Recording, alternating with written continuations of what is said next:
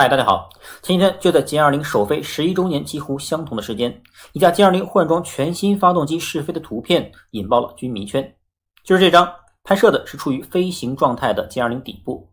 尽管分辨率不高，但还是可以清晰看出此架歼20左右两套航发有着明显的区别，粗细长短都不尽相同。发动机不同，最大的可能性自然就是进行全新航发的单发测试了。约20在全面换装涡扇20发动机之前，也采用了这一套路。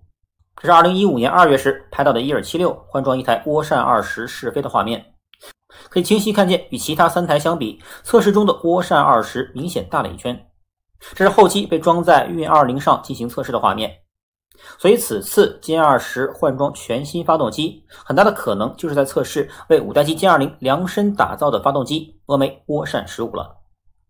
当然，有些人也分析说，这根本就不是涡扇15，只不过是在进行歼20空中单发停车失效的飞行员训练作业而已。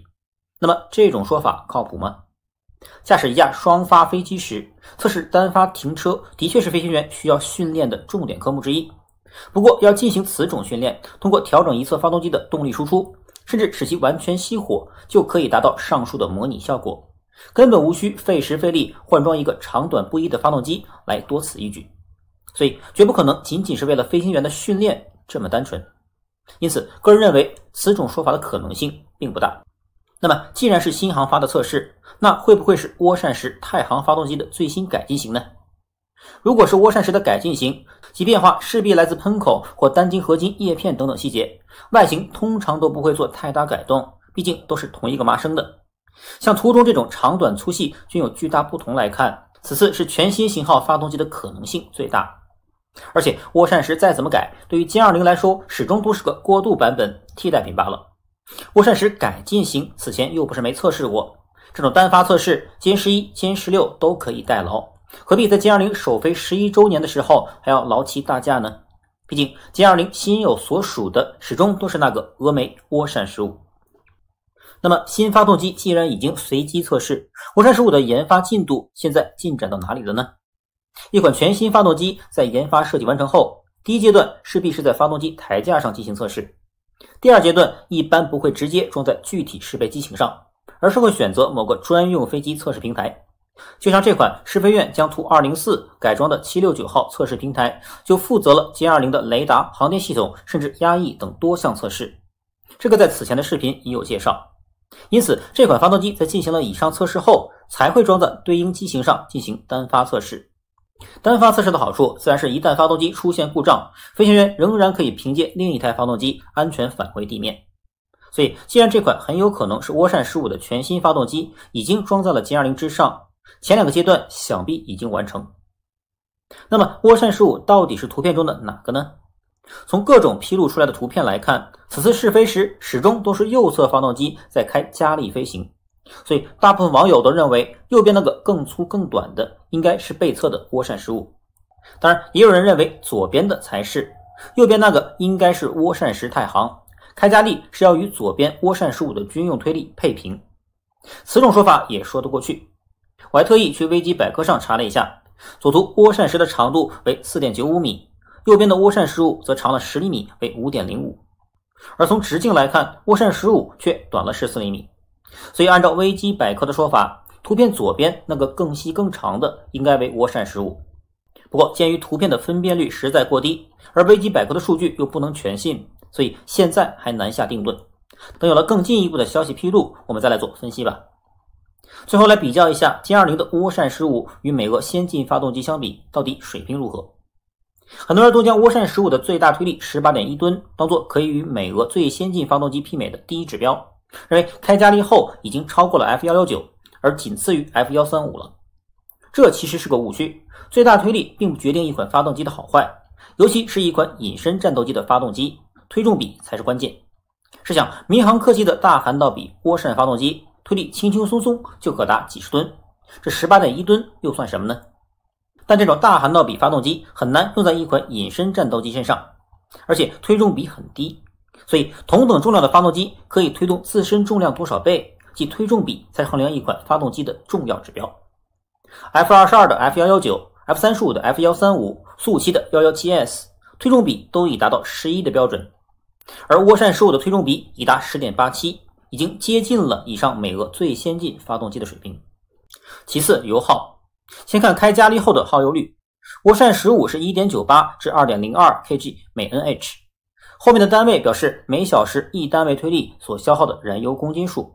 不过也有写成这样的，中间的大 N 为10牛，近似等于千克力，也是按开加力后最大推力18吨测算，涡扇15的耗油率为每小时36吨左右。而我查了一下美俄的其他3款均没有官宣的准确数字。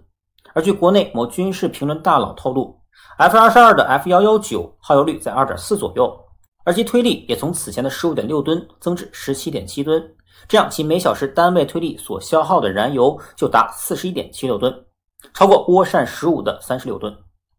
但一款发动机不可能一直工作在加力模式下，所以中间油耗更具参考价值。涡扇15为 0.665 至 0.67 kg 每 Nh， 而 F119 则达到了 0.9。如此一来，从油耗角度讲，涡扇15就更具优势了。最后就是寿命，这里的寿命指大修间隔的小时数，而非发动机的总寿命。寿命一直是国产发动机的顽疾，同时也是美国相对中俄发动机的优势所在。参考对标 F110 的太行涡扇10，最初版本总寿命为1500小时，延寿改进后才超过了2000小时，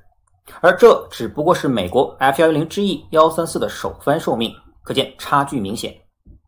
而进入5代机时代，美国 F119 的首次大修时间已达3000小时，总寿命更是超过了8000，而我的涡扇15在此前试车时寿命只有1000小时。看来如何延寿确实是国产大推力发动机需要攻克的难题之一。除此之外，由于前几年我国一家叫做成都航宇超合金的民企快性的从第3代研制出了第5代含来高温单晶合金，成为继日本之后世界上第2个研发出来的国家。此前即便是美国最先进的大推 F119 和 F135 所用的第5代单晶合金也要从日本进口，当时我们是有钱也买不到。如今既然有了突破，自然对于涡扇15早期的设计指标也要大幅提升，研发难度自然加大。第5代单晶合金有了突破，相应的单晶合金量产设备、高温燃烧室、高温涡轮叶片以及叶片的耐高温涂层等等也随之提高。国产化难度加大，自然交付时间就一再推迟。不过既然涡扇15如今已经出现在了歼20上面，并开始了随机单发测试，想必此前的难关也已经逐一攻克。按照此前涡扇20的服役时间推算，涡扇15的台架和大飞机平台测试阶段已经完毕，预估今年底或明年初就可以看到歼20搭载2台涡扇15的双发试飞了。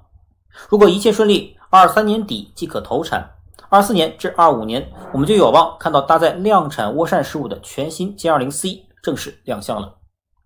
有了涡扇15的加持，歼20的全部潜力才会得以展现，真正成为空战之王。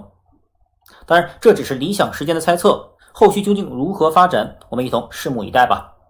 好，那本期视频就录到这里，我们下期视频再见。我叫向未来，我曾无数次问自己，我的未来在哪里？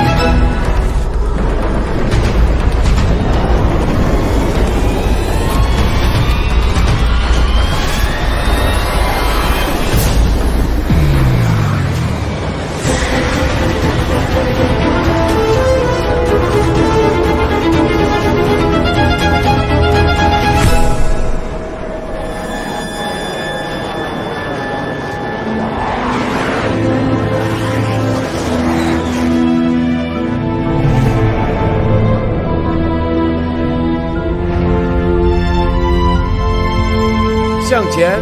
未来是你们的。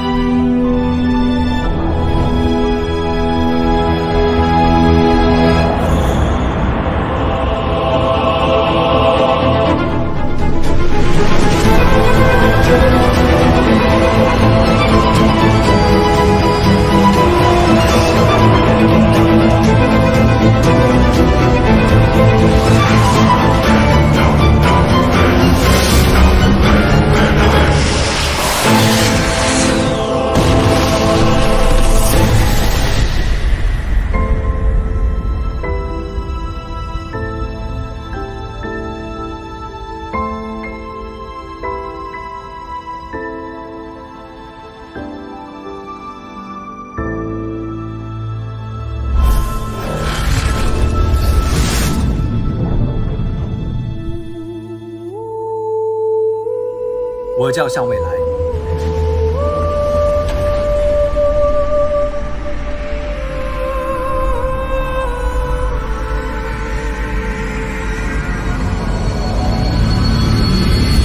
未来，请你来。